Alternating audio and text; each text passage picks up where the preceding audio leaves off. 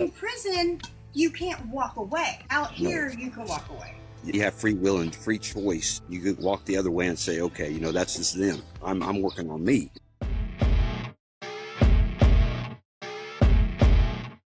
I support the side hustle in prison. You have to. Yes, you do. I used to pay a chick in prison to clean my cell. I can't be bothered. Oh, wow. And I had my side hustle too. I crocheted and I made chocolate peanut butter fudge. I was working at Unicor and I was financially able to help her out with that. So I took fitness training classes when I was in prison.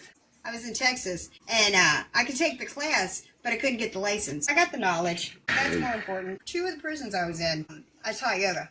That was my job. $9 a month. I'm too mouthy. In prison, you had to say how it was or else. My mind is still there a lot of times. I got to release that mode because I was in for so long.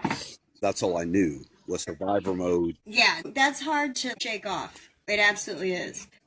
My self-esteem was so low, especially when I got out. I didn't want to be seen. I didn't have self-gratitude. Love yourself, Joshua.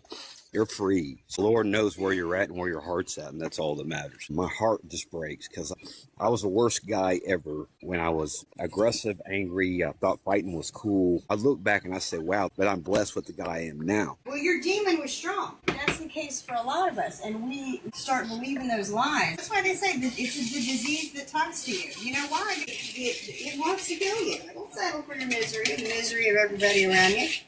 I sure as hell did. It doesn't feed on drugs and alcohol. It feeds you drugs and alcohol. You give your power away. Nobody can make you nothing. This is something I learned in prison. If I have to stand up, you're going to wish I didn't. Out here, it's me. I'm responsible for my actions. Someone can look at me and I think they're looking at me some kind of way, and I'm like, this person's eyeballing me. What's up? I mean, yes. Yeah, that's that prison in you. Have you ever done CBT, behavioral therapy? Yes. That helped me. I always use the prison example. That you're walking down the hall in prison, and some chick you don't know mean mugs you, and so you start reacting not to what happened, but to what you told yourself. That story that goes on in your head. Meanwhile, she's thinking about lunch, or she done got into it with the CO, but you're going to take it all personal and get all of it. And meanwhile, it's nothing to do with you. Yeah. We got to get our egos out of our way. I say sometimes, all right, ego, it's not about you. I got to get my head out of my honky tonk, but donkey don't. Get it back where it needs to be. I give you words to live by. Something my stepdad used to tell me. He'd say, do not let your mockingbird mouth overload your hummingbird ass.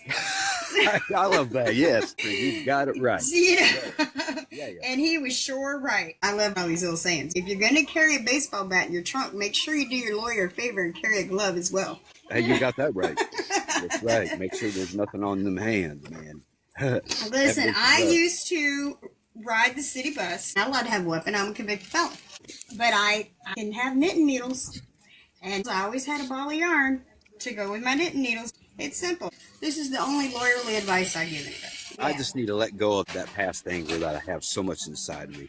You're not hurting them. I'm hurting myself. Exactly. They're not staying up late at night worried about it because their demon is strong. My treasures are in heaven. I'm not worried about it. Amen. You know, after all the years in prison, the very first time I went into a grocery store and had to make choices in the produce section, literally, it was so overwhelming to me because I've been dealing with commissary sheets for almost a decade. This is what you get. These are your choices. And that's it. It's completely overwhelmed. It's too much. And it was too fast. I don't bother to tell that to people because they don't understand. You know, and that's fine. They don't have to understand. It's great. I'm glad you don't understand. That means you ain't never been through it. And that's a wonderful thing. And I wouldn't wish it on nobody. It took me 2 years when I got out to get a job. I had a brain aneurysm when I was in prison. Yeah, no, I'm fine. Amen. So thank God I had such services, and I did have somewhere to go. It wasn't the best place, but it was a place. But it's different for women. You know, of course, I get a boyfriend. The first thing he wants to do is to save me. And I was still using back then, so of course I was going to take advantage of that. I was happy to let him take care of me because that meant I didn't have to have a job. I could just stay around getting high all day. That was perfect for me.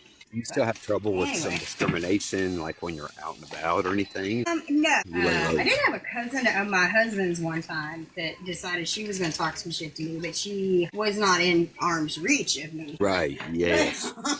You know, people, when they got nothing else and they're trying to be hurtful, they'll try to throw my past up in my face, which doesn't bode well for them because there's no secrets. You know, what are you going to tell my husband I was in prison? He knows. So anymore, And I'm proud of you, Jenna. Why I do what I do. I'm trying to show the world that I can do it, you can do it.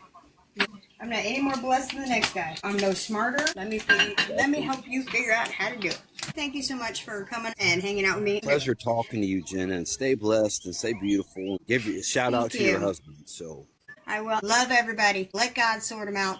Keep coming back. I'm gonna keep coming back. Bye. righty. Stay blessed. Bye bye.